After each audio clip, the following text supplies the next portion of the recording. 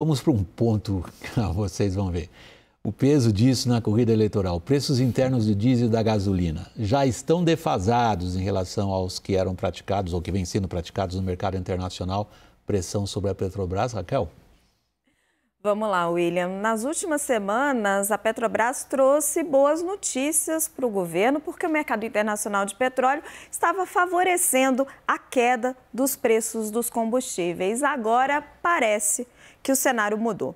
Segundo a Associação Brasileira de Importadores de Combustíveis, a ABICOM, o óleo diesel já apresenta defasagem de 11% em relação à paridade internacional. Em reais, a diferença é de 62 centavos por litro.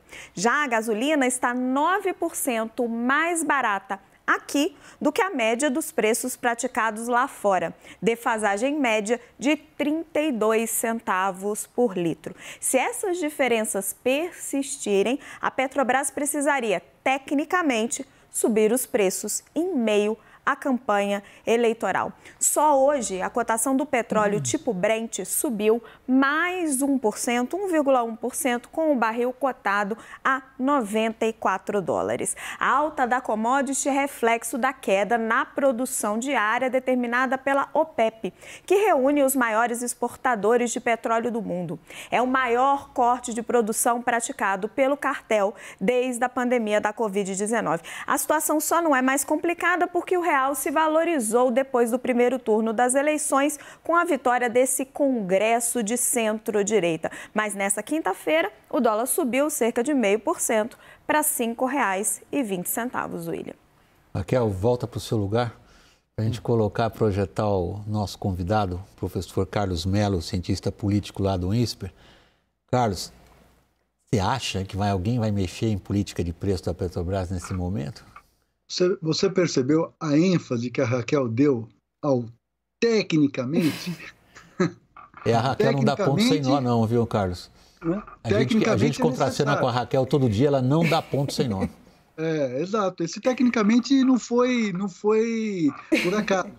Né? Tecnicamente é necessário aumentar. Agora, como que você vai tirar, né, das mãos do presidente da República, que em tese, né, é o acionista majoritário, não ele, mas a União, né?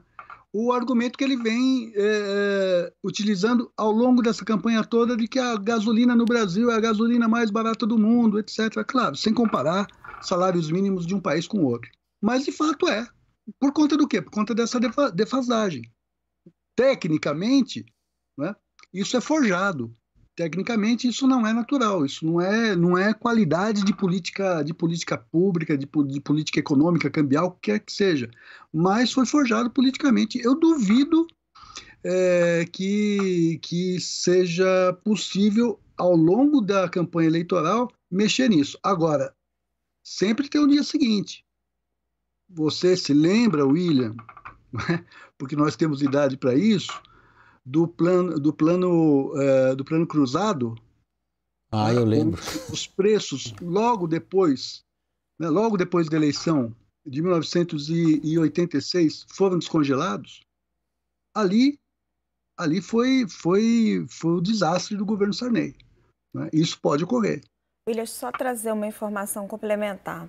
Dentro da Petrobras, quem decide o preço praticado são 3 pessoas, é um comitê formado pelo Caio Mairo Paes de Andrade, presidente, o Rodrigo Araújo, diretor financeiro, e o Cláudio Mastella, diretor de abastecimento. Teoricamente, o Caio Mairo Paes de Andrade seria voto vencido se essa defasagem persistir, mas os rumores na Petrobras já são de troca de diretoria. É o que a gente começou o programa falando disso, utilização da máquina, não tem... por outros instrumentos, é uma estatal, mas enfim, é a mesma coisa. Tecnicamente não combina com política, certo? Combina. A gente está assistindo essa utilização, não é de agora, não é nessa campanha, né, William? Isso aí já desde o final do ano passado, isso aí com a PEC das bondades, isso aí tem uma cronologia disso, né? E a Petrobras se insere nesse sistema. Então, para arredondar, que nós estamos indo para os finalmente dessa edição, Carlos Mello, é possível estabelecer... Eu não gosto dessas relações casuísticas mecânicas, então isso, aquilo, sempre acontece alguma coisa no caminho. Preço do combustível e o que parece ser neste momento um embalo, né? Um impulso, um momento, né? Um momento aí entendido como uma categoria política, inclusive, por parte da campanha do presidente Bolsonaro. Você estabelece essa relação? Pouco. Teve papel importante, sim, num determinado setor do eleitorado, a faixa de 3 a 5 salários mínimos, afetou pouco os mais pobres, né? Pelo menos diretamente afetou muito pouco, nós vimos isso. Também o auxílio emergencial, mas eu acho que o que afetou mesmo, que deu um embalo mesmo, e a Raquel colocou isso muito bem, foi o recrudescimento do antipetismo. O antipetismo continua sendo a principal categoria? Essa foi a grande questão, né, que surpreendeu, né, a abertura das urnas e que não foi captada, né? Não foi captada por grande parte do jornalismo, da análise, da própria campanha do PT, do Lula também, todo mundo. E eu também aqui inúmeras vezes, né?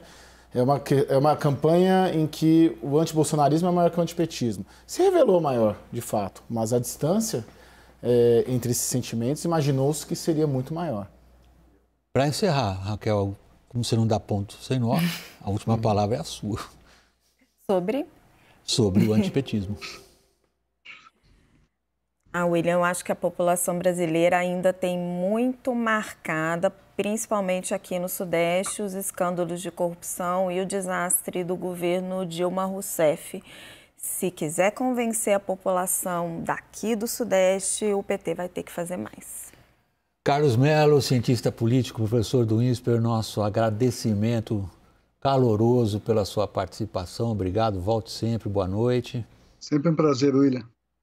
Raquel, muito obrigado, boa noite. Caio, igualmente, obrigado, boa noite.